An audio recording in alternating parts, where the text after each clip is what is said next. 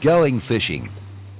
For a lot of people, it's a wonderful way to enjoy the great outdoors, a means for escape and relaxation, and sometimes for the excitement. Recreational fishing is also important because of the amount of money we spend doing it.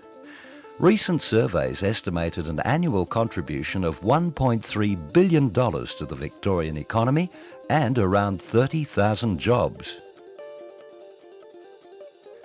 Nearly 24% of our state's population over 14 fish at least once a year. And for those who prefer to fish in freshwater, the most popular target is still the trout. It was the popularity of trout fishing among European settlers to Australia that encouraged the introduction of this fish to Australian waters. The first trout eggs were brought here in 1864. And in the early days, it was the role of amateur clubs and societies to breed and liberate the new arrivals. In 1945, the Victorian government commenced work to establish a hatchery here at Snobs Creek. The site was chosen because of its reliable supply of clean, fresh water, and also it was in a region that had become popular for Victorian anglers. In the early 50s, breeding stock was sometimes caught by building fish traps, or brood stock were maintained on site. The eggs were stripped from the female fish by hand, mixed with sperm or milt from the male fish, and the fertilized eggs were left to hatch on purpose-built trays. The yearlings were taken to the release locations by rail, road, and sometimes even pack horse. By the late 50s, eggs were stripped using compressed air from a hand pump, and for a short time, aircraft were used to restock the fisheries. Today, the trout and Chinook salmon breeding continues at Snobs Creek, and since the 1980s, a number of important native fish are also bred here. The main product of the hatchery is still the rainbow and brown trout. Each year in May and June, the breeding fish are anaesthetised and the eggs are stripped from the female fish using compressed air. Mature male trout are usually easy to recognise by the hook on their mouth. The sperm or milt from the male fish is combined with the eggs, and after fertilisation, the eggs are allowed to remain in these containers, which water flows through until hatching. Each of these contains around 30,000 eggs. The young fish, or fingerlings, are fed with a commercially manufactured balanced diet and are later released as yearlings of around 70 grams. Native fish hatched at Snobs Creek include the Murray cod and the endangered trout cod. Restocking of our waterways with these and other native fish is important because changed conditions in our rivers and streams have sometimes interfered with natural breeding cycles. Some of these species, such as the Murray cod and golden and silver perch, are becoming more and more popular as recreational fish, and they are better adapted to our conditions. Murray cod lay eggs in these nesting boxes. Once the eggs hatch, the young fish are fed on brine shrimp for 10 days and then released into plankton ponds. After 6 weeks, the ponds are drained and the small fish, about 3 centimetres long, are collected from the concrete sumps. This is the stage considered optimal for release for this species.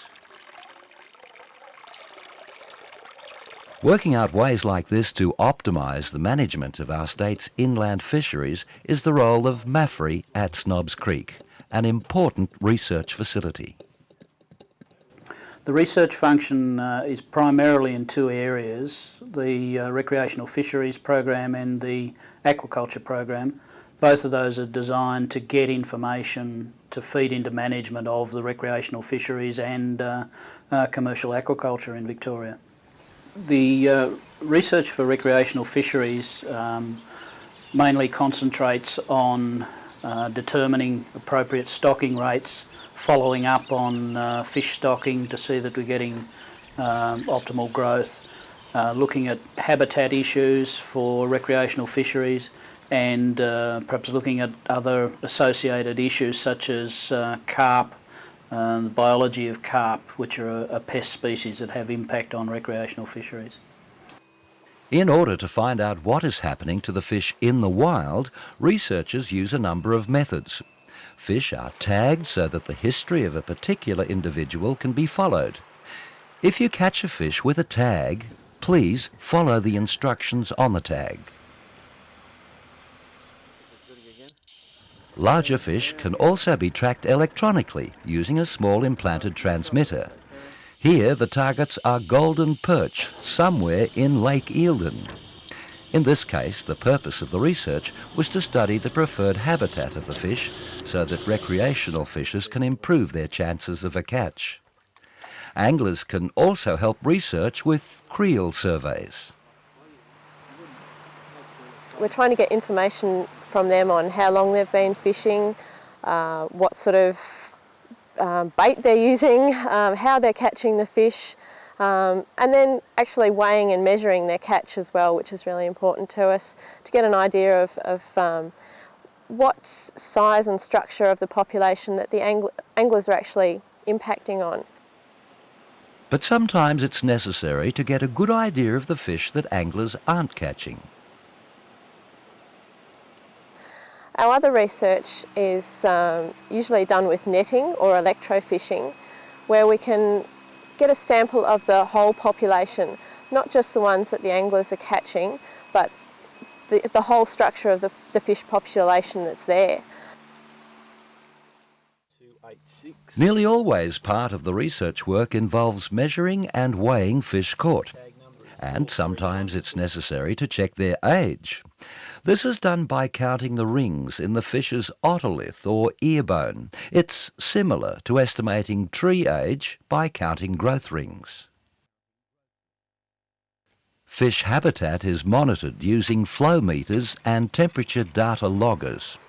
Fishing activity can also be estimated at popular spots with the use of vehicle counters. But apart from helping the recreational fishers, the other important function of MAFRI at Snobs Creek is to provide a research function for our emerging inland fish farming or aquaculture industry. One of the features of the Victorian aquaculture industry, it's relatively small by national standards in Australia, but it's very, very diverse.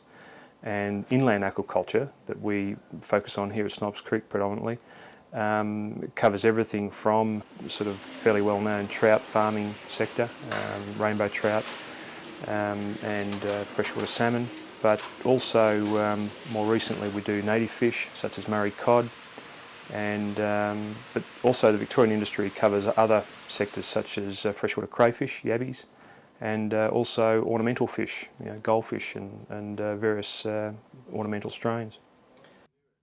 Research assistance here might involve the use of facilities at Snobs Creek and providing information via workshops to farmers, or working closely on-site with commercial aquaculture operations, such as this company at Euroa.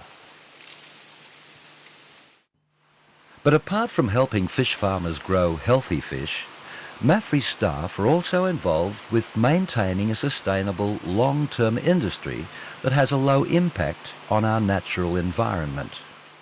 For instance, trout farmers rely on supplies of clean, fresh water, but there is the risk that effluent from their farms could contain nutrients from the fish food.